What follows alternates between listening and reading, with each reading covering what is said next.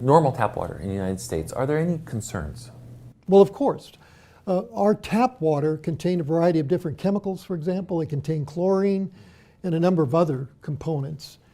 So there is some concern about it, and I think this is where hydrogen-enriched water could be very helpful. Can you tell us a little bit about the clinical research that's being performed and that will be performed in the near future? I think some of the studies that are being planned, which are studies involving hydrogen-enriched water and its role in anti-aging and its role in exercise performance, for example, are very exciting, and I look forward to doing those studies.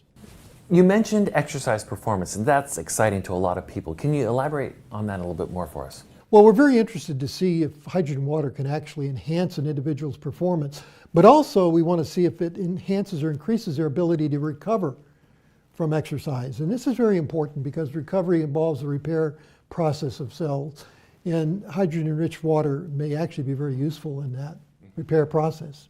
And I just want to mention a little bit about hydrogen and exercise in sports medicine. And this is kind of a complicated slide that we have to replace this. It's a little too complicated.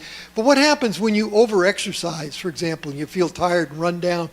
There's an excess of the ROS molecules, reactive oxygen species. This occurs when you overdo your exercising.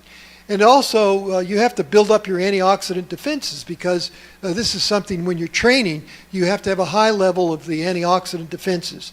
And here's where hydrogen can help you do this. So there's a couple of, this is one of my last slides, a couple of studies that show this. For example, one was a placebo-controlled double-blind trial using healthy male athletes who drank hydrogen-enriched water post-exercise. So they exercised and they drank hydrogen-rich water. And what they found is that when they did this, they had less problems with cramping. They had less lactate produced. So lactic acid, for example, is one of the things that builds up when you exercise. And the hydrogen actually reduced that. And because they had lower exercise acidosis, which is a buildup of lactic acid. So they had less oxidative stress, for example, and that's very important. And there was another placebo-controlled trial using injured male athletes who took hydrogen, in this case hydrogen tablets.